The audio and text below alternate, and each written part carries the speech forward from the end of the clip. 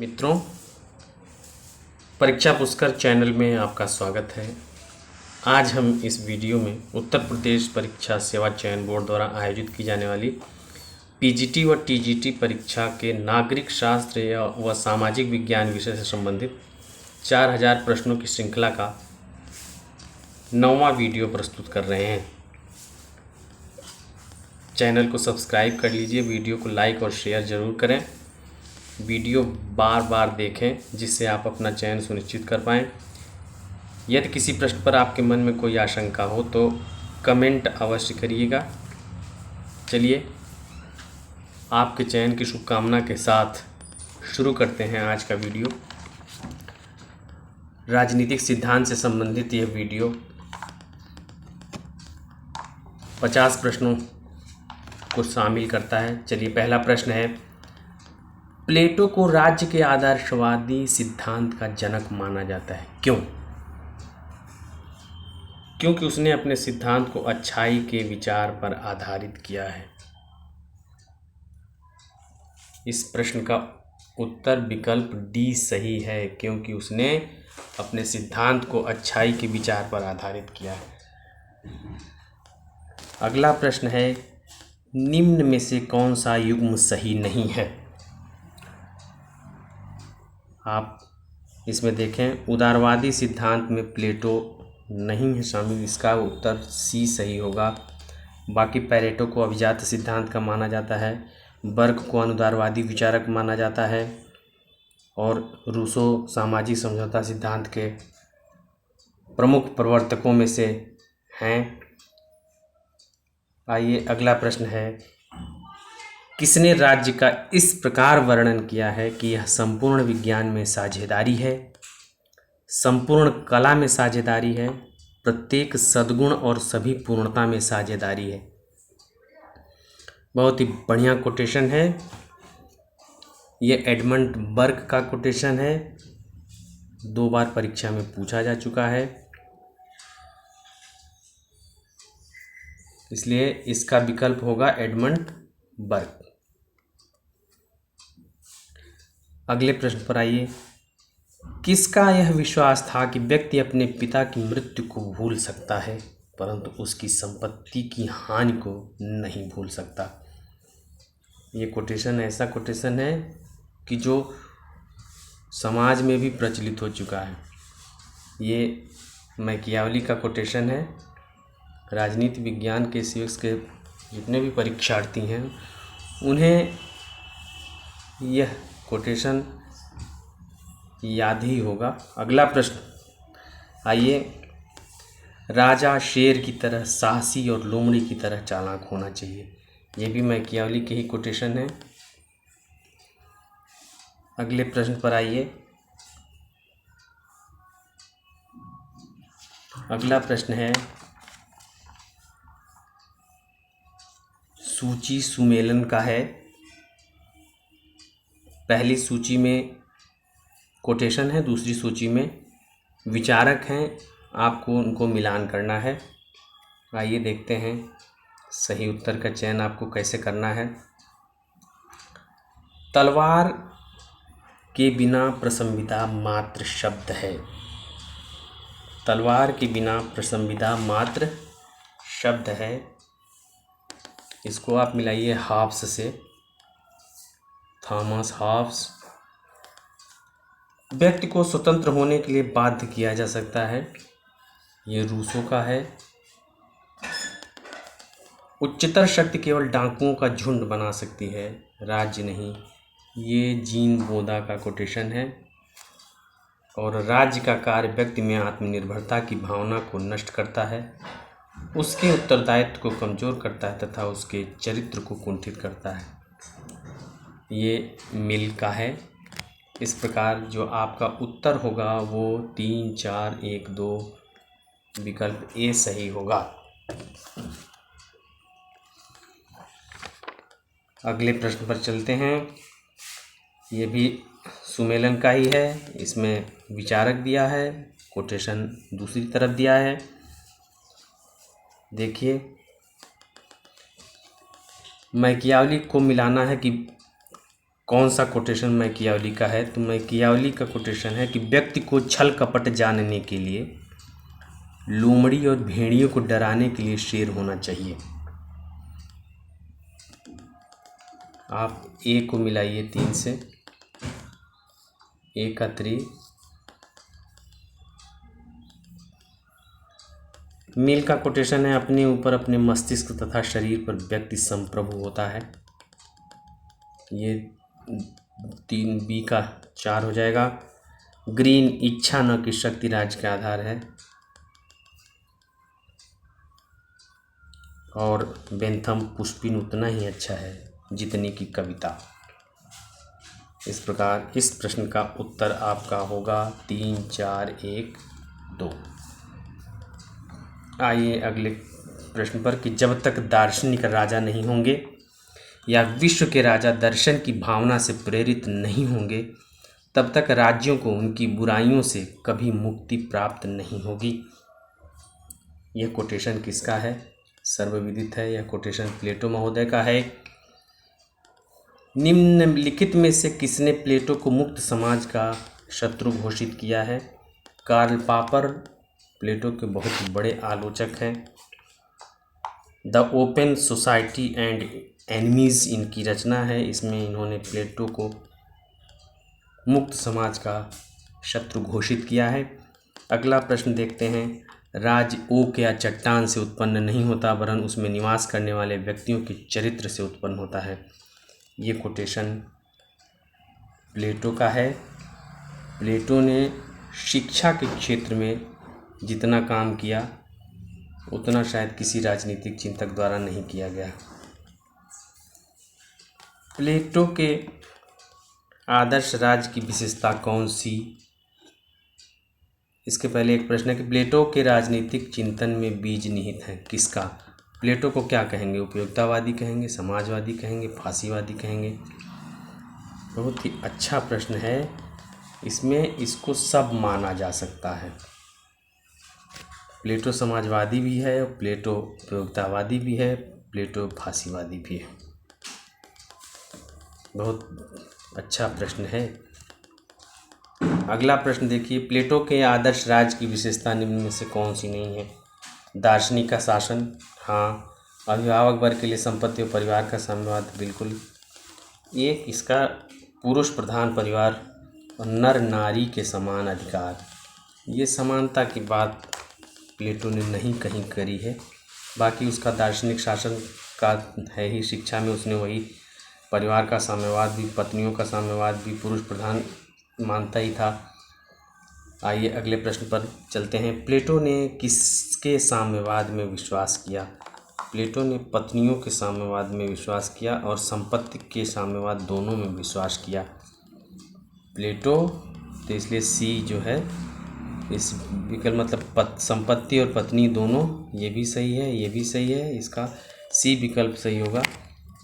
इसको सही कर लेना बाद में। ये ए और बी दोनों मिसप्रिंट हुई है। अगला प्रश्न है। बीवियों के साम्यवाद की वकालत किसने की? बीवियों की साम्यवाद की वकालत प्लेटो ने की। पत्नियों की संपत्ति के साम्यवादी सिद्धांत का प्रतिपादक कौन था? ये भी प्लेटो ही है। प्लेटो ने इनमें से किस विचार का समर्थन किया? साम्राज्यवाद का, नगर राज्यों के विनाश का, अभिभावक वर्ग द्वारा उत्पादक वर्ग की महिलाओं के शोषण का, पत्नियों और संपत्ति के सबसे बेस्ट आंसर है डी, पत्नियों और संपत्ति के शोषण, साम्यवाद का, पत्नियों और संपत्ति के साम्यवाद का। ठीक है। एक कोटेशन है कि रिपब्लिक केवल राजनीति पर लिखी गई पुस्तक मात्र ही नहीं वरन शिक्षा पर लिखी गई एक ऐसी उत्कृष्ट रचना है जो इससे पहले कभी नहीं लिखी जा सकी।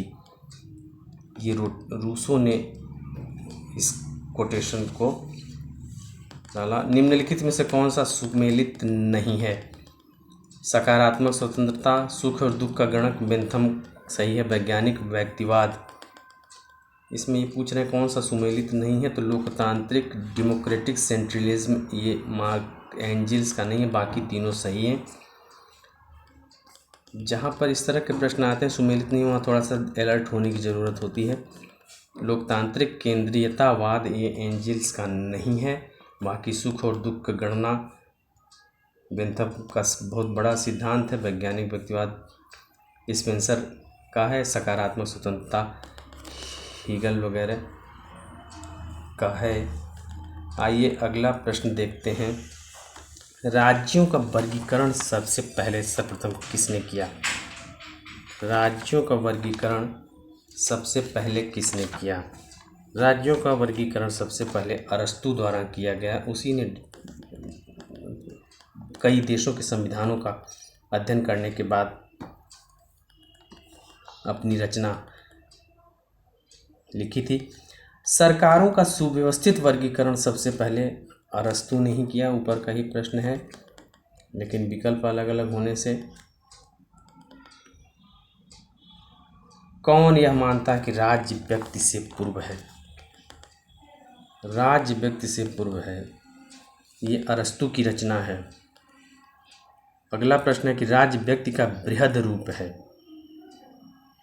ये प्लेटो का कोटेशन है। कोटेशन को आप पूरा जब आप देखेंगे इसको, इस पर जब टिप्पणी लिखेंगे कभी आप, राज्य व्यक्ति से पूर्व है, तब आपको समझ में आएगा कि पूरा क्या है। लेकिन ये मान करके चलिए कि जिस प्रकार से शरीर का पहले निर्माण होता है, उसके बाद में अंगों का विकास होता है, ठीक उसी प्रकार से पहले राज्य आता है, उसके बाद उसकी शाखाएं आती हैं। इस राज्य व्यक्ति से पूर्व है, इसका अभिप्राय इसी प्रकार का है। आइए अगला सूची 1 से सूची 2 को सुमेलित करना है। सॉरी, मैं राज्य हूँ, ये किसका कोटेशन है? लुई 14वां का। मैं राज्य हूँ, लुई 14वां। राज्य व्यक्ति से पहले है, अभी हम लोगों ने पढ़ा था, अरस्तु का कोटेशन है। राज्य व्यक्ति से पहले है, अरस्तु का कोटेशन है। राज्य पृथ्वी पर ईश्वर का अवतरण है। राज्य पृथ्वी पर ईश्वर का अवतरण है, ये हीगल का होना चाहिए। यस, ये हीगल का है। इसमें कुछ मिसप्रिंटिंग हुई है, हीगल का है। और राज्य व्यक्ति का बृहद रूप है, ये प्लेटो का है। आइए अगले प्रश्न को देखते हैं। इस प्रकार हम इस प्रश्न का उत्तर ए सही है, वो आपको ध्यान रखना है। अगला प्रश्न है, एक आधुनिक राज्य संविधान के बिना राज्य नहीं अपितु अराजकता का शासन है। ये किसका कोटेशन है? ये जेलेनिक महोदय का कोटेशन है।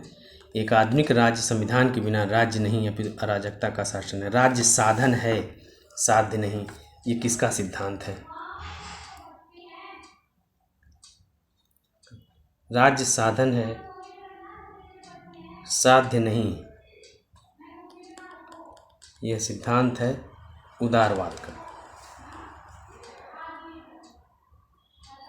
राज्य के स्वरूप के बारे में निम्नलिखित में से कौन सा सही है? राज्य के स्वरूप के बारे में, राज्य अपने आप में एक साध्य है। राज्य साध्य का एक साधन है। राज्य साधन और साध्य दोनों है। राज्य न साधन है और न साध्य है। राज्य साध्य का एक साधन है, ये सही है। अगला प्रश्न, सबसे निकृष्ट राज्य भी सबसे उत्कृष्ट अराजकता से अच्छा है। ये किसका मत है? ये हॉब्स का मत है। अगला प्रश्न, सूची सुमेलित करनी है। अवधारणा दी हुई है, विचारक से सुमेलित करना है आपको इससे कि राज्य का दार्शनिक सिद्धांत, राज्य का दार्शनिक सिद्धांत इसमें से किसने दिया? तो राज्य का दार्शनिक सिद्धांत बोशांके ने दिया। राज्य और विधि का सामान्य सिद्धांत, ये केल्सन महोदय का है। ये प्रश्न थोड़ा सा नया है, इसलिए इस प्रश्न को ध्यान से करिएगा। दार्शनिक उग्रवाद किस में पाया जाता है? तो दार्शनिक उग्रवाद जेरेमी बेंथम में पाया जाता है, जेरेमी बेंथम में। और नागरिक सद्गुणों की अवृत्ति की पूर्व दशा के रूप में गणतंत्रवाद, ये मैकियावली का है। इस प्रश्न पर थोड़ा सा डाउट है, लेकिन अभी आप यही मान करके चलिए। इस प्रश्न पर चर्चा कभी फिर करेंगे। अगला प्रश्न आइए, किसने कहा कि राज्य का आधार शक्ति नहीं इच्छा है? सर्वविदित कोटेशन है, सर्वविदित कोटेशन है, इसलिए आप इसको देख लीजिए। टी.एच. ग्रीन साहब का है। टी.एच. ग्रीन, थॉमस हिल ग्रीन का कोटेशन है। आइए, संकल्प न की शक्ति राज्य का आधार है, ये किसका है? ये भी थॉमस हिल ग्रीन का ही है। राजनीतिक कृतज्ञता का सिद्धांत किसने किया, किसने प्रतिपादित किया? राजनीतिक कृतज्ञता का सिद्धांत किसने प्रतिपादित किया? टी.एच. ग्रीन ने। Lectures on the principles of political obligation की रचना से आप इस चीज़ को समझ सकते हैं। शक्ति नहीं बल्कि सदिच्छा राज्य का आधार है। शक्ति नहीं बल्कि सदिच्छा राज्य का आधार है। ये कौन सा सिद्धांत है? यह आदर्शवादी सिद्धांत है। निम्नलिखित में से किसने राज्य के कार्य के संबंध में बाधाओं को बाधित करना उक्ति का प्रयोग किया? निम्नलिखित में से किसने राज्य के कार्य के संबंध में बाधाओं को बाधित करना उक्ति का प्रयोग किया है? इसमें ग्रीन महोदय का ही है ये। राज्य का कार्य अच्छे जीवन की बाधाओं के मार्ग में बाधा पहुंचाना है, ये ग्रीन का ही कोटेशन है।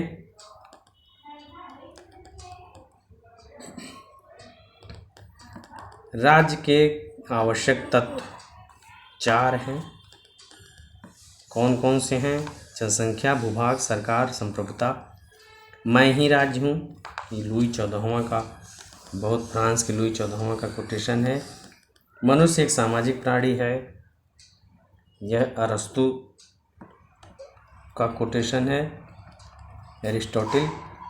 अगला प्रश्न, अरस्तु के अनुसार राज्य क्या है? परिवार का व्यापक रूप है, नैतिक और प्राकृतिक संस्था है, जनता के मत समझौते के परिणाम में जनता और शासक के बीच समझौते का समझौतावादी तो अरस्तु था नहीं, तो सी और डी तो बिल्कुल नील कर दीजिए।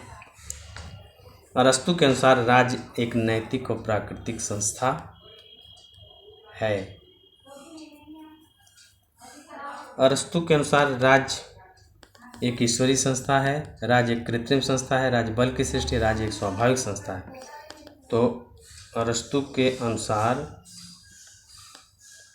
राज्य एक स्वाभाविक संस्था है, नेचुरल है। अरस्तु का राजनीतिक विचार किस में मिलता है, किस पुस्तक में मिलता है? अरस्तु ने अपने राजनीतिक विचार पॉलिटिक्स में ही दिए हैं, इसी की वजह से उसे राजनीति शास्त्र का पिता कहा जाता है। अरस्तु के अनुसार राज्य एक प्राकृतिक संस्था है। अरस्तु के अनुसार राज्य एक प्राकृतिक संस्था है। ये प्रश्न दोहरा गया है, लेकिन ठीक है, तैयारी की दृष्टि से प्रश्नों का दोहराव एक अच्छी तैयारी की वो होती है। एक प्राकृतिक संस्था है। अगला प्रश्न है कि अरस्तु के अनुसार राज्य का अस्तित्व नहीं, अगला प्रश्न है कि अरस्तु ने राज्यों और संविधानों के वर्गीकरण किस प्रकार किया है? क्या, किस आधार पर किया? तो उसने शासकों की संख्या और शासन की गुणवत्ता के आधार पर किया है। यह भी महत्वपूर्ण प्रश्न है। किसने अरस्तु के सरकार के विकृत रूप के संदर्भ में वर्गीकृत किया है? निम्नलिखित में से किसको अरस्तु ने सरकार के विकृत रूप के संदर्भ में वर्गीकृत किया है? सभी को, उपयुक्त सभी को। यह प्रश्न भी बहुत महत्वपूर्ण है कि कौन किसका विकृत रूप है। इसमें अंग्रेजी में जो टर्मिनोलॉजी है उससे ज़्यादा स्पष्ट हो जाता है, हिंदी में दिक्कत हो जाती है। इसको, राज्य एक परिवार का विस्तार है, यह किसने कहा? राज्य एक परिवार का विस्तार है, ये किसने कहा?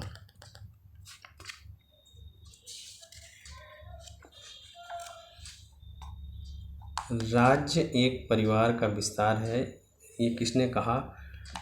इस प्रश्न को हम लोग पहले देख चुके हैं।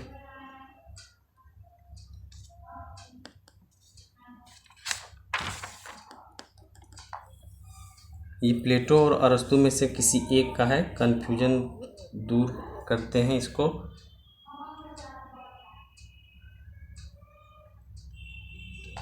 कौन सा है ये? राज्य परिवारों तथा गांवों का एक समूह है जिसका लक्ष्य एक पूर्ण तथा आत्मनिर्भर जीवन की प्राप्ति है।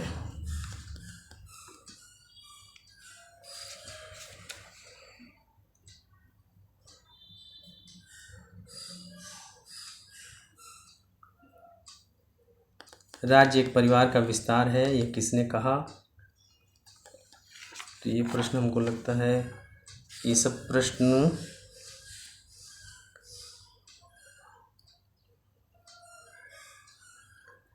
थोड़े से रिपीट हुए लगते हैं, लेकिन नहीं। आप आइए, राज्य परिवार का विस्तार है, ये किसने कहा? ये अरस्तु का ही कोटेशन है, अरस्तु का कोटेशन है। राज्य परिवारों तथा गांवों का एक समूह है जिसका लक्ष्य एक पूर्ण तथा आत्मनिर्भर जीवन की प्राप्ति है, ये भी अरस्तु का ही कोटेशन है। राज्य एक निश्चित भूभाग में जनता द्वारा कानून स्थापना के लिए संगठित समूह का नाम है, ये बिलोबी का कोटेशन है, पीटी शर्मा की बुक में दिया हुआ है।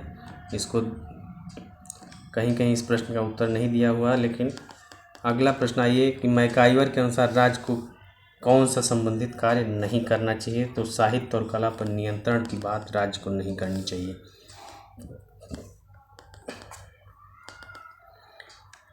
राज्य न ही ईश्वर की रचना है, न श्रेष्ठ शारीरिक बल्कि न ही प्रस्तावों एवं सम्मेलनों की कृति है, न ही परिवार का मात्र विस्तार है। ये सब कुछ निगेट कर रहे हैं। कौन साहब हैं, इनको बताइए? ये हैं गार्नर साहब, गार्नर। इन्होंने कहा कि राज्य न ही ईश्वर की रचना है, न ही श्रेष्ठ शारीरिक बल की रचना है, न ही प्रस्ताव एवं सम्मेलनों की कृति है, न ही परिवार का। अब तक जितने राज्य की उत्पत्ति के सिद्धांत सब को निगेट कर दिया इन्होंने। आइए अगला प्रश्न है कि वुड्रो विल्सन के अनुसार कौन सा राज्य का ऐच्छिक कार्य है? तो श्रम कानून बनाना राज्य का ऐच्छिक कार्य है, बाकी उनके अनिवार्य कार्य हैं। एक आदर्श राज्य की जनसंख्या प्लेटो ने कितनी निर्धारित की है? तो बहुत यूनिक नंबर है 5040। आप एक बार याद कर लोगे तो याद हो जाएगा, आप दोहराओगे नहीं तो भूल जाएगा। चलिए आज का वीडियो समाप्त करते हैं यहीं पर। चैनल को सब्सक्राइब अवश्य करिएगा, चैनल को लाइक ज़रूर करिएगा। चैनल को लाइक ज़रूर करने के बाद उसको शेयर भी ज़रूर करिएगा, जिससे यह वीडियो और मित्रों तक पहुंच सके। इसी आशा के साथ जय हिंद, जय भारत।